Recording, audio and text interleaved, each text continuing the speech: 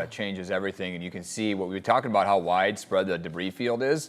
Now you can see how widespread it is up and down this entire stretch of Sample Street. It started on one side of the street.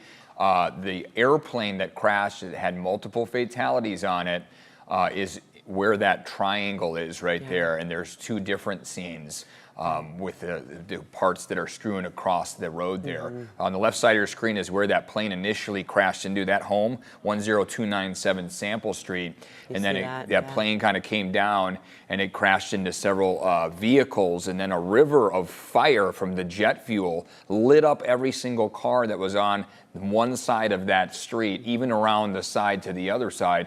We do know that 3 people on the ground were injured, 3 were taken to the hospital, 2 were treated and released, so they had minor injuries. Still trying to get more information about the other person who was hospitalized, but we were told that the fatalities were contained to the aircraft itself. And when the assistant fire chief first spoke early this morning, he mentioned this is like a scene from a movie, and you can see that now, this aerial footage. I mean, from the ground, from the air, you just see so much has burned because of how hot this fire burned. I mean, that fuel, when it gets lit up, it is hot, it incinerates everything in its path, and you can see that right there with those vehicles.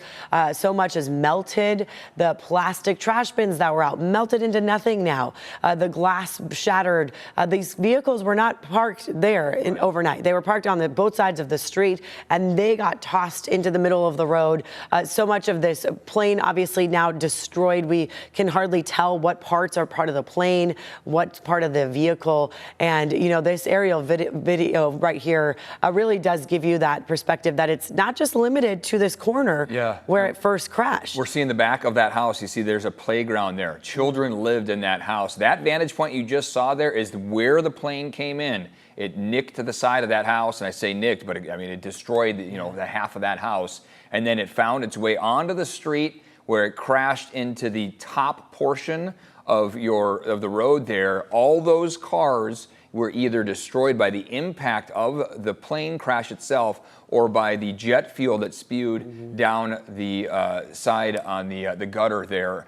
But just tough to see this neighborhood, this Navy community where our military members live and are impacted by this. 100 people had to be evacuated because now it is a tough scene with all of the jet fuel exposed. There's chemical fumes in the air. So this is now turned into a hazmat situation, which is why those 100 people had to be evacuated to Miller Elementary, where we just saw our live shots from our reporters. So animals also impacted this as well. Many of them being treated at the Gaines Street Humane Society. And we know, with so many of these families, their loved ones are deployed.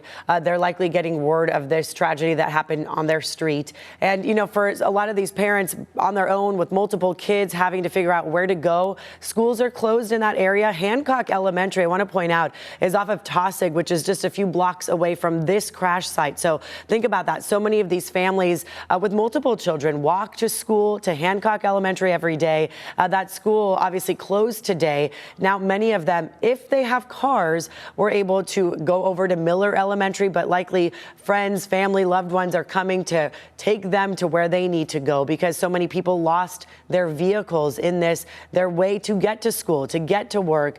We know military service requires, obviously, reporting to duty at all hours, some overnight, some in the early morning shifts, the late night shifts. It is a round-the-clock type of job, and these people are now really impacted because if you don't have a car to get to work, it's going to be very tough to recover from that. They live paycheck to paycheck.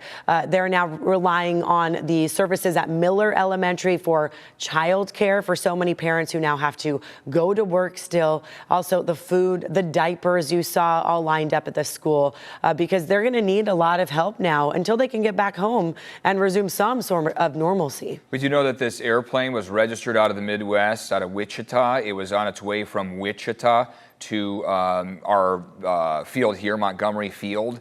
We do know that plane is a Cessna.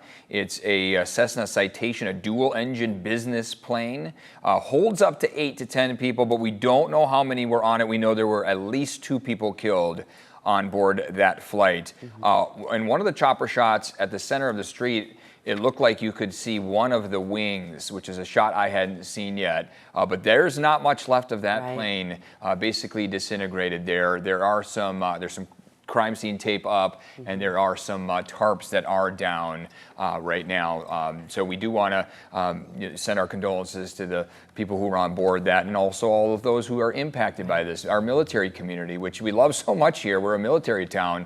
Our Navy members, many of them, dozens of them, displaced at 3:45, woke up in the middle of the night and had to grab whatever they had. Some people tried to move their cars that were on fire at the moment to get it to the other side of the street that wasn't impacted by that river of liquid flames that was going down because of the jet fuel.